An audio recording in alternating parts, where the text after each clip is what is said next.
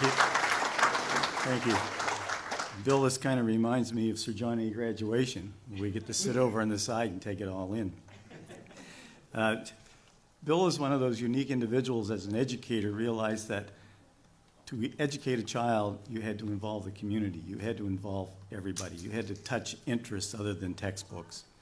Because we don't teach curriculum as teachers, we teach children. Bill truly understood that. A lot of people don't look at it that way at all, but that's my belief, and Bill practiced it daily. Bill's greatest stories come outside of the classroom, where he imparted his best lessons. And probably to best get at that, we have to go back to his university years, because he was quite a student himself, very accomplished academic. He was an accomplished athlete, as you know. And at Mount A, where he attended, he was a member of the football team. Now, Bill, do people here know the nickname you gathered up at that time? They're about to. Actually, it's a compliment. He became known as Billy Goat. Now, for basically because he attacked things head on. That's the way he played football. Head to head. He went at things head on.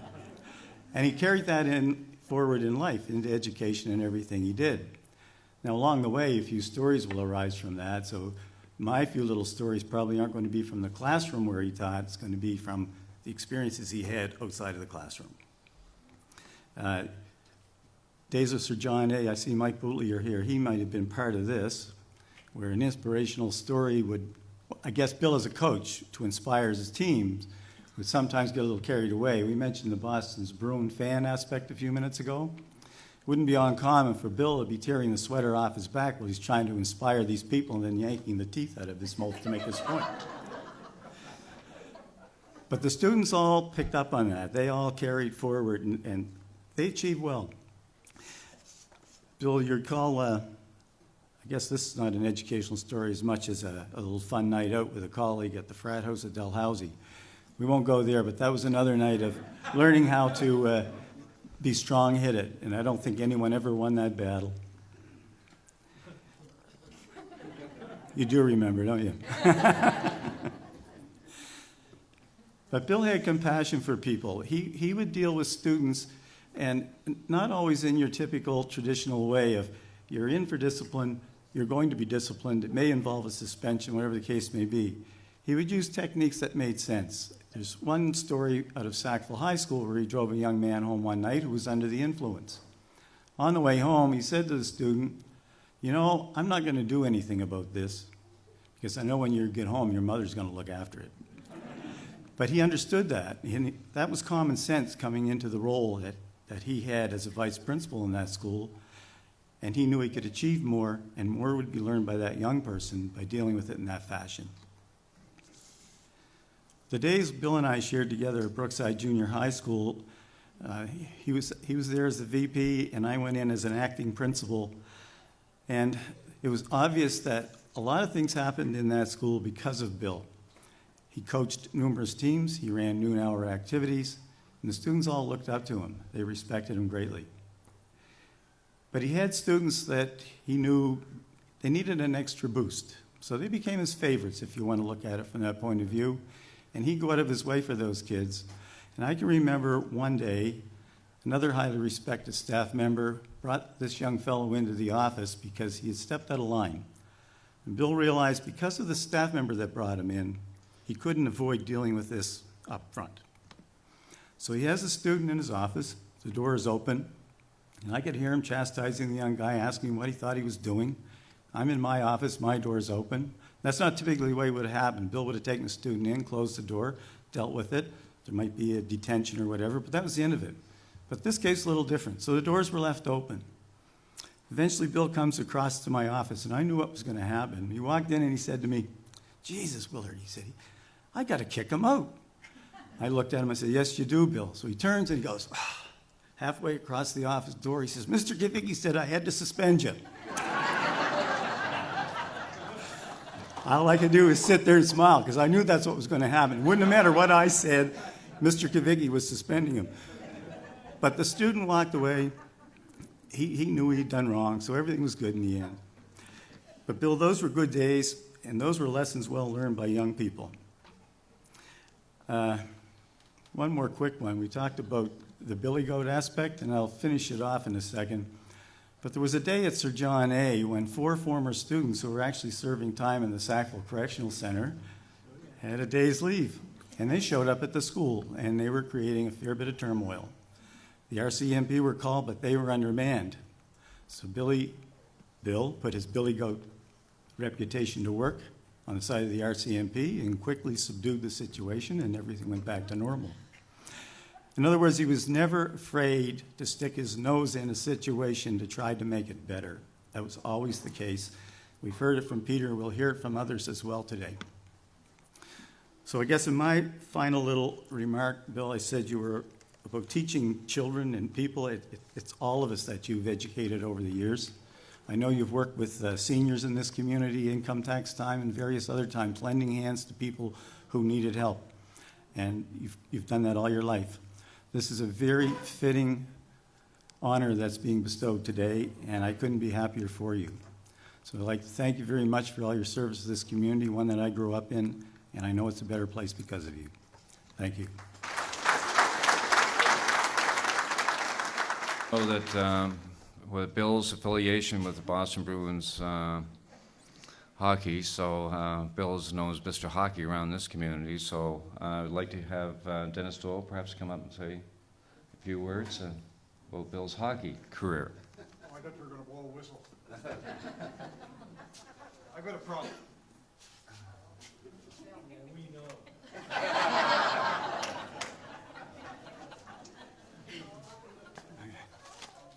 Okay. Before I start, I'd like to recognize that young lady in front, the good-looking one. Would you stand up and say hello to the crowd? Bill's daughter, Tricia.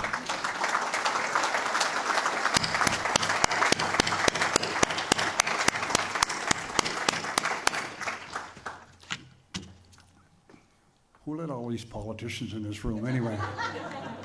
Look, they're all looking there for words of wisdom. Look, oh my goodness. Anyway, I'd like to thank the committee for inviting me here today and naming this building after my good buddy, Bill Estabrooks. You know, I forgot my glasses. Can't even read my own notes, so the heck with it. I'll wing it like Estabrooks used to do when he used to play hockey. Some of you in this room know Bill, most of you, I guess, in this room know Bill as the MLA for Timberlake Prospect, cabinet minister, and your guy used to knock on your door every once in a while saying he was going campaigning. I know Bill Estabrooks for the last 30-some-odd years, and he's been my hockey bud. Now, some of you folks think Estabrooks is well known as a politician, as a straight shooter.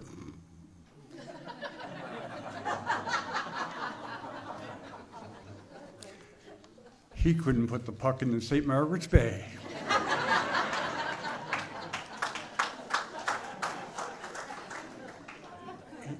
He always seemed to also always find himself on the right side of any position.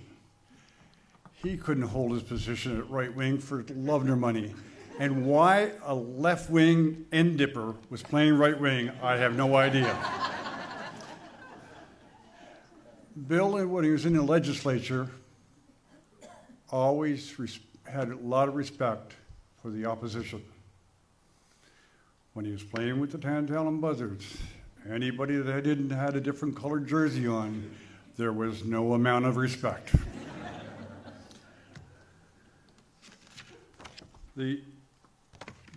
As we go through these times of playing hockey, and I could tell you hockey stories about how the night Mike Bugler took out his 5 teeth, but those are just between us hockey bugs and ourselves.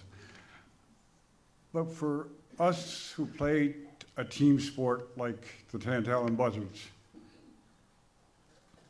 team sports bring out a lot in human beings, and I knew he was a good MLA when we were playing hockey with him because he's an excellent team player. And although we always referred to him as number 3, because that was what his jersey was on the back, mine is 16. Bill was always known as number 3, but to his hockey buddies, he was always number 1.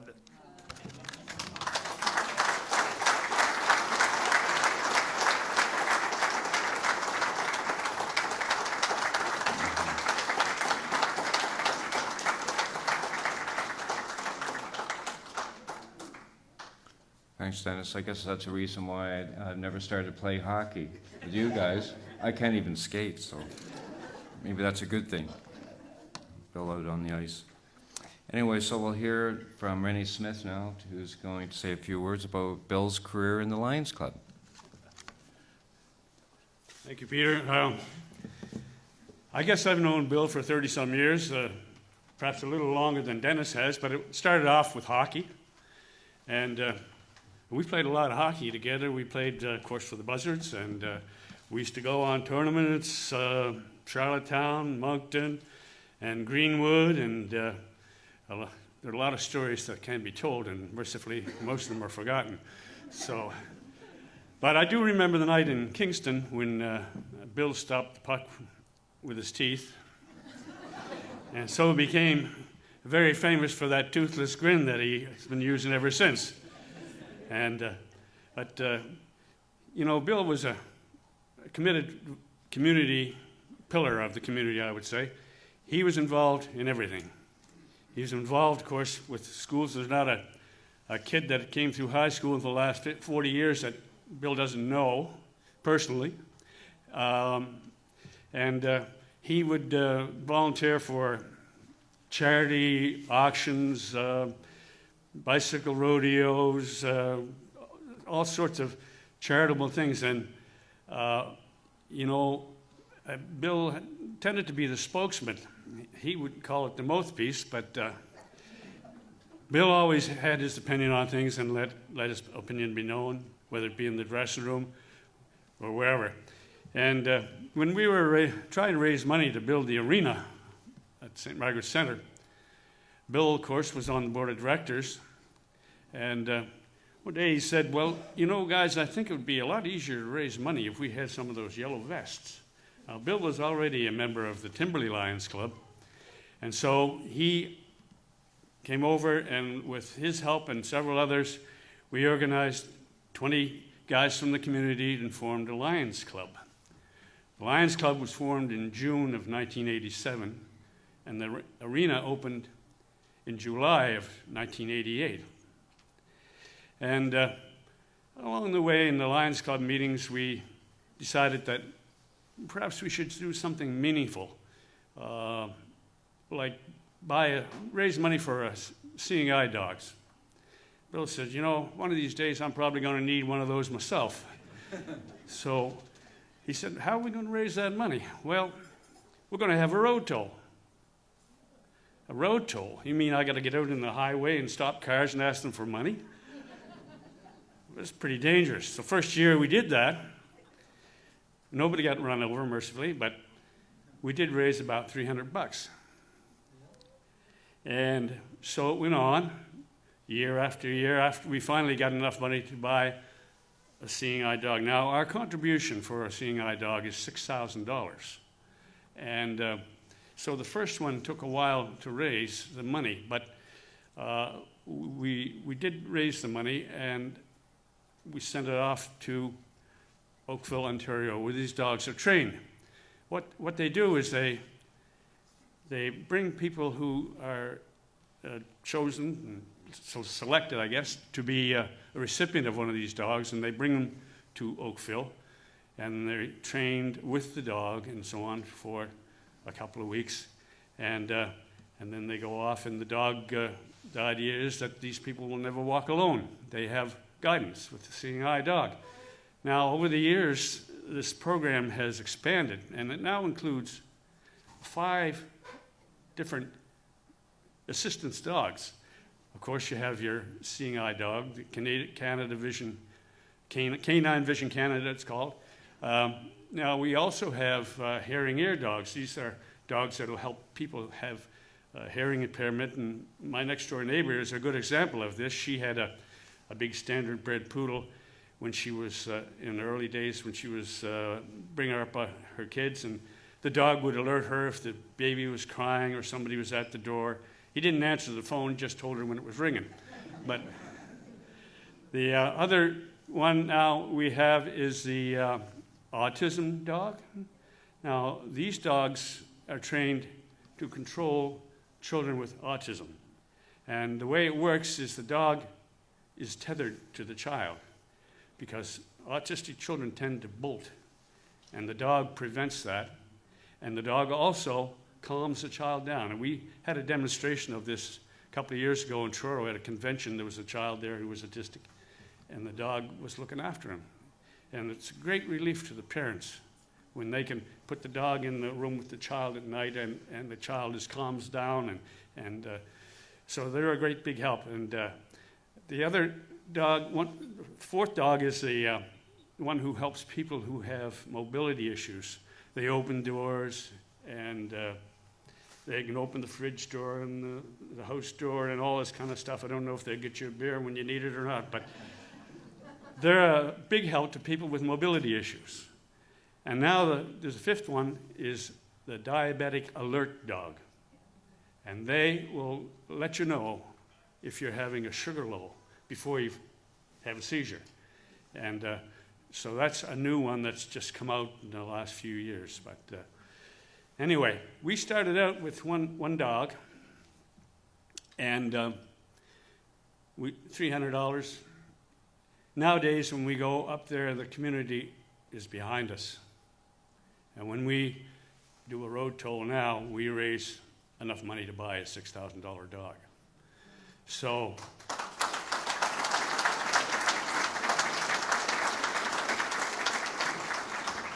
on August 15th of this year at the convention in Kingston, Lion Margot Fraser presented the Canadian Foundation, Lions Foundation of Canada, another $6,000 check, which was our 18th. By far the most of any club in the 70 clubs that are in Nova Scotia and perhaps in Canada. So we're very proud of that. And it was Lion Bill who came up with the idea. Good idea, Bill. So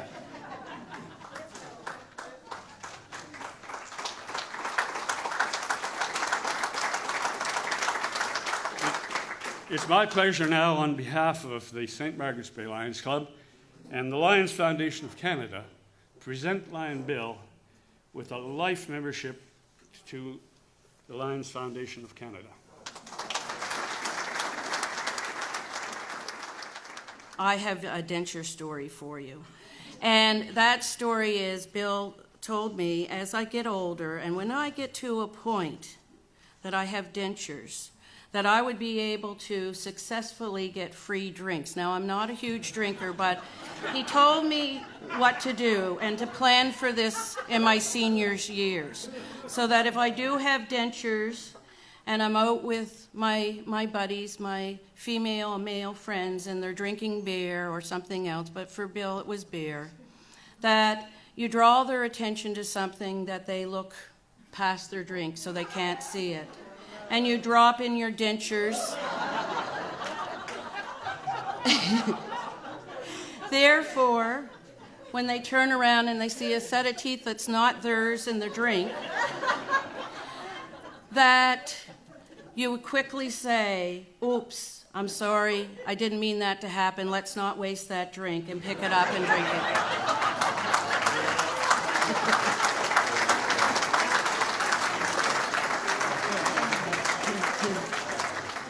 So with that, I know that Mr. Estabrooks will provide me with more advice as I go along, whether it continues to be in the political world or another avenue that my life will take. I always will know that I can contact him and ask him for advice and know that I am getting good advice.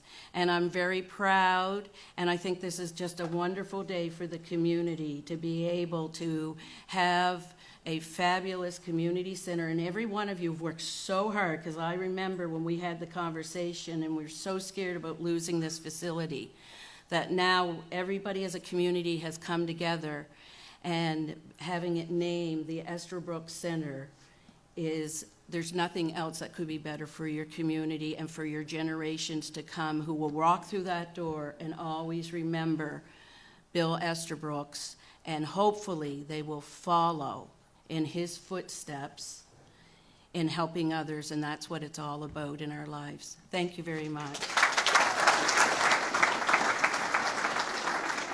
So now we're going to hear from two students, Laura Slonwhite and Jennifer Helm.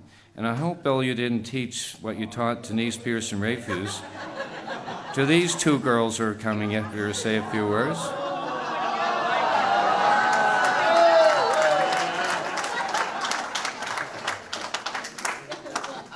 Go Habs, go! Go Habs, go!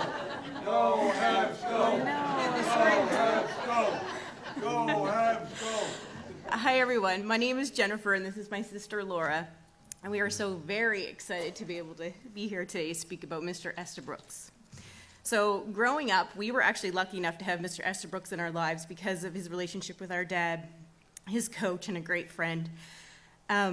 Before long, we started playing ringette with his daughter, Jana, and together with our parents and Mr. Estabrooks, they coached our team. So by coach, I mean, we always knew where we were supposed to be, and we certainly knew if we veered off track because his distinct voice is very, loud and clear. And as if it wasn't bad enough seeing Bill at the rink on the weekend, soon came the day when we started school at Brookside Junior High. And our new principal greeted us right away with his teeth removed and on his nose or... And every boy at Brookside knew not to even glance our way because he'd be sure to scream down the hall to stay away from the bootleggers, or they'd be in his office. He always ensured that everyone was aware of our father, that our father was just as crazy as he was, so that was so helpful in junior high, thank you. During the winter months, we would always gauge how our Monday morning was going to go, depending on the outcome of the NHL game on Saturday night. God forbid if Boston beat Montreal, he would remind us multiple times over the PA, in front of everybody, always. And if his team came up short, you can bet your bottom dollar he wouldn't be making the announcements, or it would just gloss over that. It would, no mention of that at all. So my sister's going to do the next part of the speech. Over the years, we would always be excited to see the newest edition of the Masthead News. We would love to see what Mr. Estabrooks was up to in our community, but we would often like to see our own pictures as well. We weren't quite sure if he wanted us in the picture because he adored us like his own, or whether he just enjoyed torturing us by making us wear his Boston memorabilia. So today, because of our deep wounds of donning the black and gold, we are die-hard Habs fans. Even today, not a Christmas goes by that we don't receive a Christmas card from Mr. Estabrooks with a Boston symbol on the inside, of course. Even when our babies were born, he sent us a card with a beautiful message, but a Bobby Orr card tucked inside. Bobby Orr rookie card. Mr. Estabrooks, thank you for your love of country music that you tortured us with at volleyball practice. We listened to nothing but today. Thank you for always looking out for us, even when you had to take your teeth out, bend to our height, to make sure we heard you loud and clear.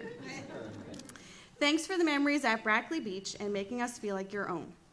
Thanks for everything that you've done for our communities. You certainly set the bar high. Thank you for always being there as a teacher, a coach, and a true friend. This community is certainly lucky to have their center dedicated to you. But more communities than you know consider themselves truly blessed because you made it that way with your leadership, kindness, and dedication. We love you.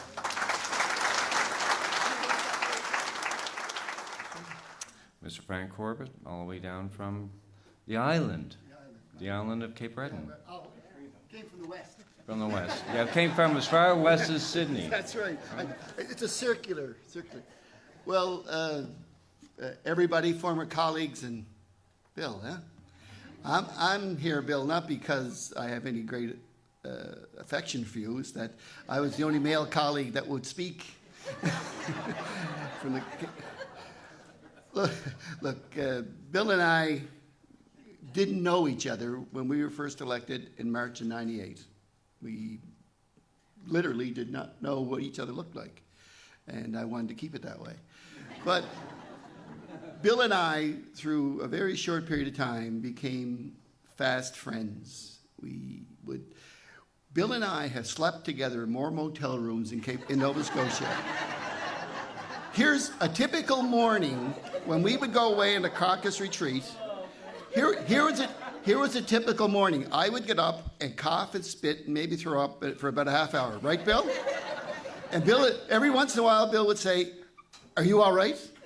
And then there'd be a lull in the coughing, and then he'd wait, and I'd say, "I'm all right."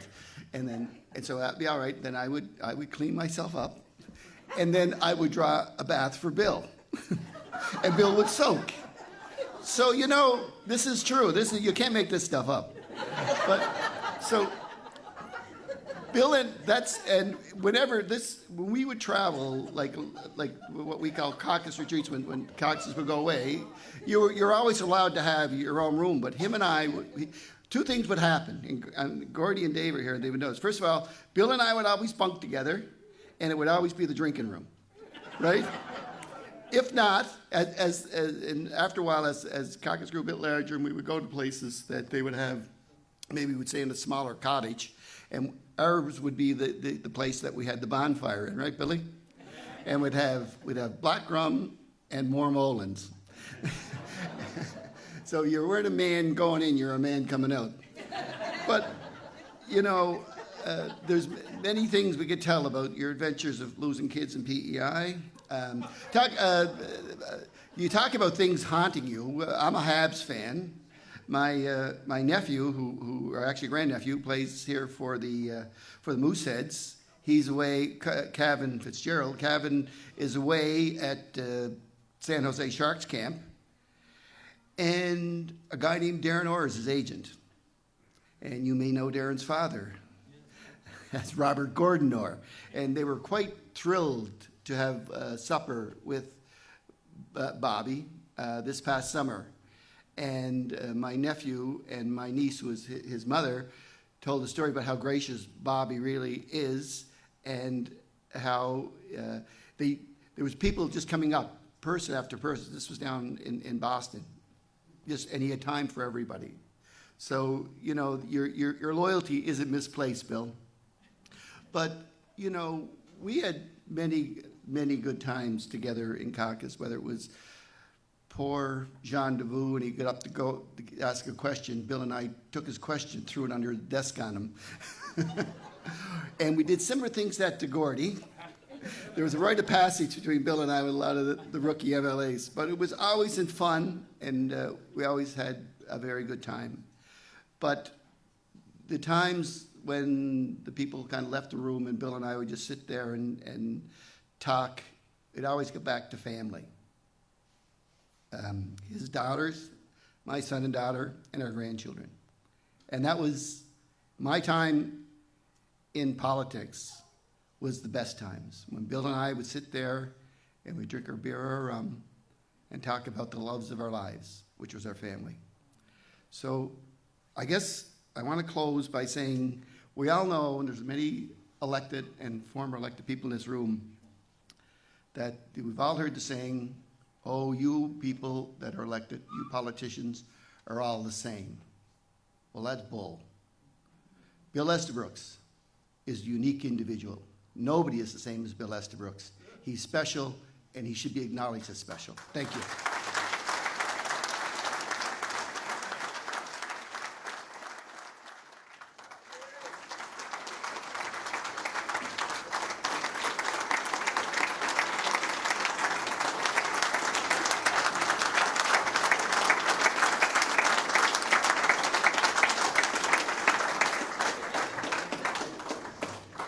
Sit down, Danny Smith. You're taking time. Thank you is an easy word to say, but I'm going to have the chance to talk to you individually because for once, I'm not going to have much to say. You're not going to believe me? Here we go. I want to tell you a Frank Corbett story. Those baths you ran were too cold.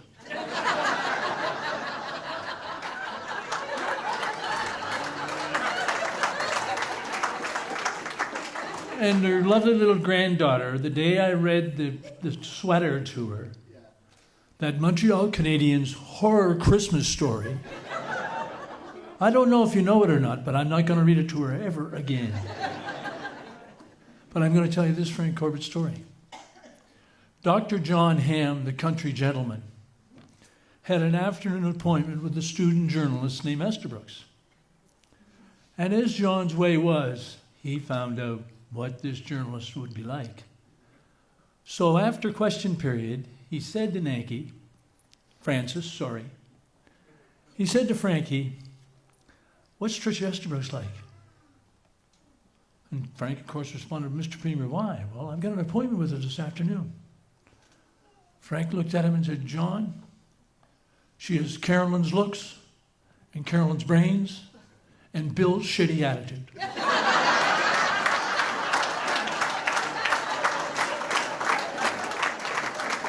So with no further ado, ladies and gentlemen, I'd like to introduce you to Tricia Estabrooks, a girl with attitude. Well, here's to some shitty attitude. And for Dad giving it to me. I guess I want to begin by talking about something that few of you may not know about my dad, Bill Estabrooks. This trait that he has. And it may surprise you, given all of his years in the public spotlight and the countless number of times that he's been on the front pages of newspapers, but he is actually quite humble. Truly, no, he is. He's quite humble, and I choose that word humble because of his reaction to all of you being here, to all of this. You know, it was a few months ago that he said to me, "You're not going to believe it, Trish, but they're naming that old hall. They're naming it the Bill Estabrooks Hall." I couldn't believe it. I said, "Well, that's it. I'm going. No, you're not. No." He said, "If you come all the way from Alberta, it will be a big deal," he said to me. And I said, "Tough shit, Dad. It already is a big deal."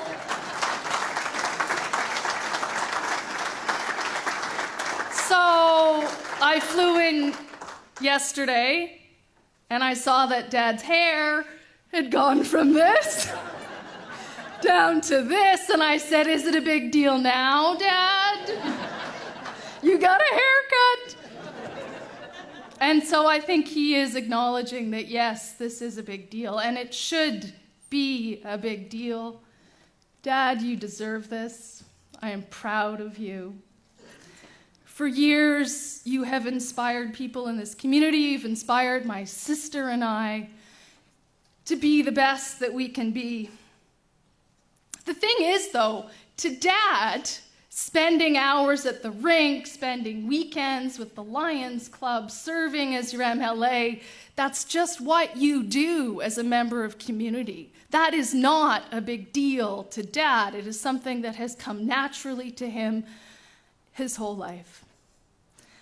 And so I, on behalf of my family and my dad, my sister, who couldn't be here, other family members who are here today, I want to say thank you. This means so much, as much as it does to the many speakers that we heard from today. It means a lot. And in closing, you know, it strikes me when I come home and how I've watched Dad give so much to this community. It strikes me that for years, you know, he coached John A., he sold trees for the Lion Club, he encouraged people, not just kids, but adults as well, to be the best they can be. And as his MLA, as this community, he helped this community. And now when I come home, what I'm struck by is these small gestures that I see.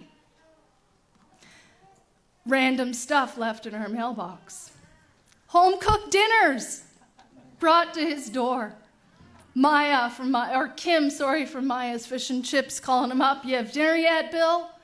And she brings him fish and chips. Clearing of his driveway. So it's come full circle. This is a community that is now helping him. And for that, my family wants to say thank you.